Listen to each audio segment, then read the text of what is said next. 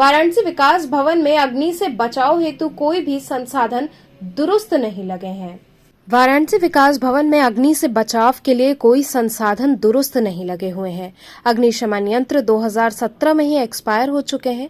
अधिकारी ने बजट का हवाला दिया। भवन में 24 कार्यालय में लगभग सैकड़ों लोग कार्यरत हैं, तो वहीं सैकड़ों जनता का आवागमन होता है। ऐसे में अगर कभी दुर्भाग्यवश घटना घटित हो जाती है तो किसी बड़े जनहानि से इनकार नहीं किया जा सकता है।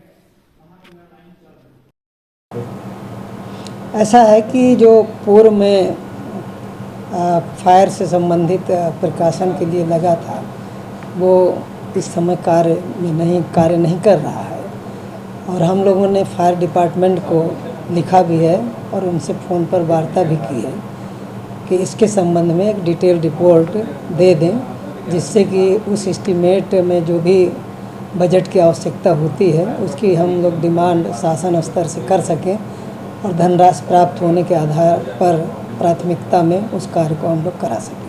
तो सर, अगर हम बात करें कि जो फायर इंस्टीट्यूशन यहाँ पे लगे हुए थे उसमें सर ये देखा गया कि जो डेट थी वो 2017 में ही एक्सपायर कर गए।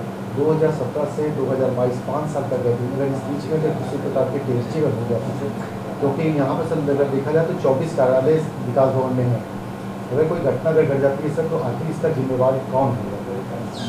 हाँ, ये बात सही है, लेकिन चूँकि अब उसके लिए बजट और उसके जो सर्वे रिपोर्ट है मिलने के बाद भी हम लोग कुछ कार्यवाही कर पाएंगे। और जैसे भी हम लोगों को ये रिपोर्ट मिल जाती है फायर डिपार्टमेंट से, हमने बात भी किया है उनसे, और मिलने के बाद हम लोग डिमांड करेंगे बजट की। तो सर, क्या बजट का कारण हो सकता है कि जो अभी तक? हाँ, चूँकि उसको प्राथमिक रूप से कोई उसका अलग से बजट नहीं रहता है, उसके लिए सर्वे करके अब बजट के लिए अलग से ही डिमांड होती है। तो बात करें किस तरह से आप लोगों को पता चला कि 2017 में ये एक्सपायरी हो चुका था और कल की डेट में सारे जितने भी इवेंट लगे हुए थे उसको उतार के रख दिया गया और अधिकारियों से बात करके आप लोग नहीं, अब हो सकता है काम नहीं करते रहे हो तो उनको हटा दिया गया हो, ये संभव है। लेकिन मेन ये है कि हम लोग उसकी सर्वे रिपोर्ट के लिए कोशिश कर रहे हैं कि जल्दी से जल्दी मिल जाए और उसके आधार पर हम लोग बजट की मांग कर लें और उसको ठीक करा दें।